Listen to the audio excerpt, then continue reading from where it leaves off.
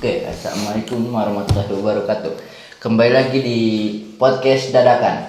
Di sini di malam hari ini kita akan membahas tentang sejarah Cikuray dengan narasumbernya yaitu Musli dan Ahmad. Dipersilakan. Oke. Terima kasih atas waktunya Mas Mirja sama Mas Yoja. Oke, kita membahas apa malam ini? Oke, mungkin karena topiknya itu tentang sejarah Cikuray. Jadi untuk Musli dan Ahmad, seberapa tahu kalian tentang sejarah Cikuray? Oke, mungkin kalau buat saya nggak tahu-tahu banget sih, cuma memahami sedikit aja tentang sejarah Cikuray ini. Untuk Cikuray mungkin namanya dari namanya ya, Iya. Ci yang itu mungkin di rakyat Sunda, Ci itu yang berarti air dan Kuray itu yang berarti tumbuhan kecil yang hidup di daerah pegunungan.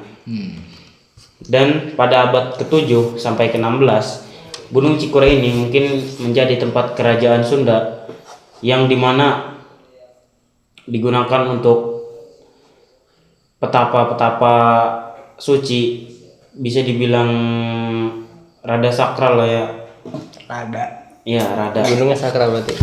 Mungkin. Mungkin. Dan setelah itu pada abad ke-19 Gunung Cikuray ini menjadi tempat pemetaan oleh bangsa Belanda karena Abad berapa? abad ke-19. Berarti itu waktu zaman masa dijajahnya sama Belanda. Iya, zaman dijajahnya sama Belanda. Lanjutin. Karena puncaknya itu yang sangat curam ya. Mungkin bisa dibilang jalur-jalur pendakian sekarang ini itu dulunya bekas rakyat Belanda melakukan pemetaan di daerah Cikuray tersebut. Mungkin segitu pemahaman saya tentang sejarah Cikuray. Oke.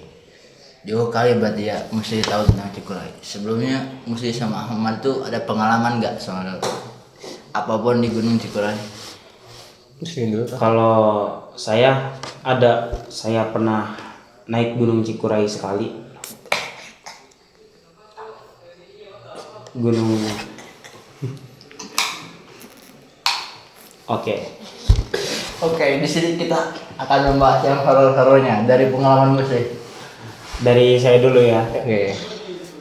Di bulan Oktober. Ngopi dulu. Woi, terima kasih Kopi, Mirja kopi. atas kopinya. Kencang sekali. Mungkin kopi ini rada nyegak ya. Jadi membuat saya batuk gitu, tenggorokan saya gatel. Alergi kopi murah soalnya. Asik. Aduh, Ini kopi berapa nih? ini kopi 2000-an kayaknya. Siapa yang beli? Tapi enak banget rasanya. Enak. Boleh. Manis ya. Gak nyampe dia gini kan. Oke, Lanjut. kita lanjut ke Dia gak nyampe gini jauh. pengalaman saya naik Gunung Cikuray. Pada bulan Oktober, di hari itu hari Jumat, hari Sabtu sore ya.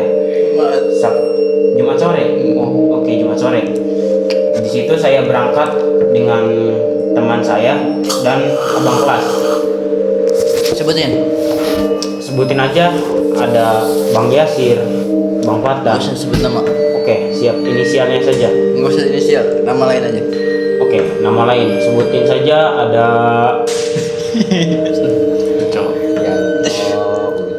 inisial aja, inisial sebut. Ada inisial A, inisial B, dan inisial D. Nah, dari situ kami berangkat 8 orang. Dari sini kami berangkat itu jam 5 sore hingga sampai gerbang Dayamanggung. Dari situ kami naik angkot, simaksinya itu pembayaran angkot 50.000. 50.000 angkot doang dari Dayamanggung ke Pos Cikuray. Iya, rada jauh mungkin ya. Berapa kilo? 5 kilo ada kayaknya. Jauh sekali. Wow. Makanya dari situ kami setelah sampai tempat penurunan dan kami diturunkan itu sebelum base camp ya. Base camp itu masih jauh, masih 2 km lagi karena jalannya yang sangat tidak memadai. Dari situ kami jalan kaki. Singkat cerita kami nyampe, oh ya, di tengah perjalanan itu ada sedikit kejanggalan nih. Apa tuh? Rekan saya, abang kelas saya yang inisial B ini, tiba-tiba dia bawa fluid yang pramuka tuh ya. Nah, di situ dia meniupkan fluid, prit, dan dia teriak base camp. Tiba-tiba ada yang membalas, suara perempuan mungkin ya, minta tolong. Nah, dari situ anehnya cuma saya yang tidak mendengar dan rekan-rekan yang lain itu mendengar ya. Mungkin karena kondisi saya lagi capek atau gimana, saya nggak tahu. Setelah itu kami lanjut hingga sampai base camp itu jam 8-an lah. Di situ kami sholat maghrib, maghrib jam isya ya. Lanjut ngecas HP, nyalain api lah biar ada sedikit kehangatan. Beberapa saat kemudian datang lagi nih 3 pendaki yang sama juga mau. Sama gimana maksudnya? Nggak sama sih, maksudnya sama-sama mau naik gunung gitu ya. Mau mendaki Iya, maksudnya. sama-sama mau mendaki. Oke. Nah, di sini abang kelas saya yang inisial A ini bertanya, "Bang, tadi di jalan ada yang aneh nggak?" Nah, di situ abang ini menjawab, "Hah, nggak ada, alhamdulillah. Emang kenapa?" Nah, di sini abang kelas saya yang inisial A ini menjawab juga, "Oh, itu tadi ada teman saya ngedenger ada yang minta tolong. Terus Suaranya cewek atau cowok? kata abang yang bertiga ini, dia katanya bisa cewek, ada 2 orang." 2 orang. Iya, 2 orang. Suaranya 2 orang. Ada 2 orang, 1 cewek 1 cowok. Nah, yang didengar ini mungkin cewek ya. Musli sendiri gak dengar? Alhamdulillah saya di situ nggak denger ya. Kenapa bisa gak dengar? Mungkin karena saya nyetel musik terus saya kecapean gitu. Itu lagu TikTok gitu. Iya, Sidang lagu TikTok. Nah, berbincang-bincang, kemudian pukul 1 tengah malam itu kami berangkat naik gunung melewati jalur perkebunan teh ya. Nyampe pos 1 itu jam 1:10 lah. Setelah itu, oh ya mohon maaf, jam 1:28. Nah, di situ kami foto-foto, ambil gambar dan Di lain-lain. foto itu ada yang janggal nggak? Alhamdulillah yang nggak ada.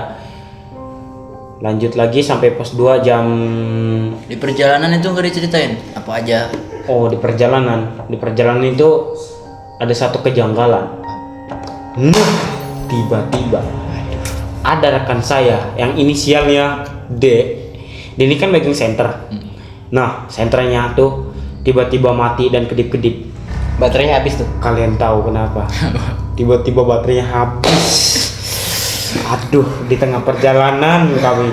Untungnya 1 orang itu membawa HP, jadi kami gunain senter HP 1 orang. 1 orang. Iya, 1 orang 1. Bisa disebut 1 orang 1 ya. Dan dia belibet ngomong, saya mohon maaf Mirja. Aman. Minum dulu. Minum dulu. Santai aja. Rasanya nih, wah, Enak. nggak bisa berkata-kata saya. Katanya nggak suka kopi murah. Oke. Lanjut. Aja tadi. Saya sampai pos 2 itu sekitar jam 2:30 ya. Sampai setengah. Kok lama kali di pos 1 sampai pos 2? Karena itu perjalanannya itu 90 menit.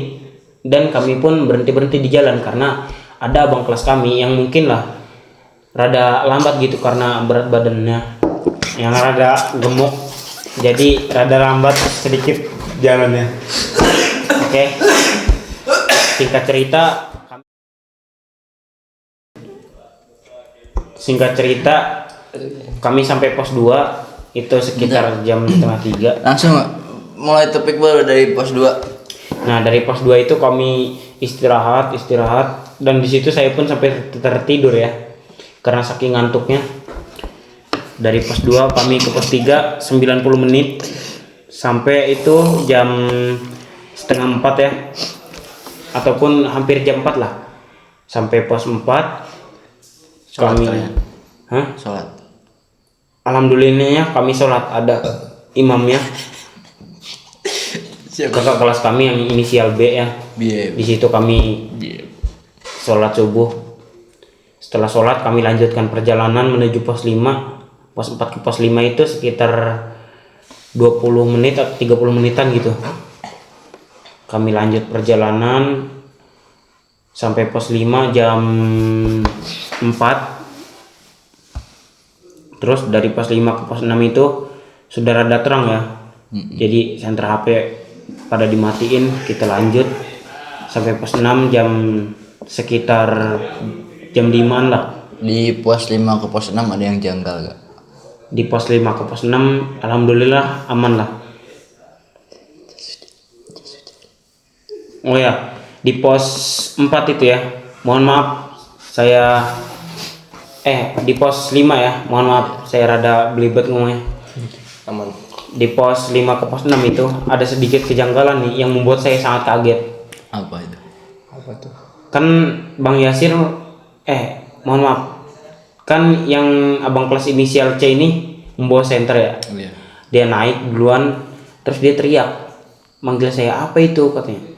Yang pas saya lihat tiba-tiba di situ ada, mungkin saya ngelihatnya samar-samar kain warna merah ya. Kain warna merah gerak-gerak gitu. Wah, di situ saya kaget banget dan ada Kaget banget di situ. iya kaget banget di situ. Saya kira itu kuntilanak merah. Di situ ternyata cuma jas hujan yang digantungin di pohon ya. Miris. Dan anehnya kan sekitar jam 5-an tuh ya, itu kan nggak ada angin ya. Jas hujan tuh kok bisa gerak-gerak gitu? Karena lain hal mungkin ya. Waktu itu Muslih naiknya tanggal berapa? Bulan apa?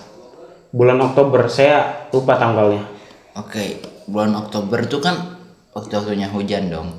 Iya. Maksudnya lagi deras-derasnya hujan lah, baru masuk musim hujan gitu. Kalau misalnya sekitar jam 3-an itu wajar kalau misalkan anginnya gede. Tapi emang anginnya gede kan, sana bisa gerak-gerak. Memang mungkin karena terkena angin ya. Iya. Jadi bisa gerak-gerak gitu. Nah, di situ kami abaikan lah, kami berpikir positif.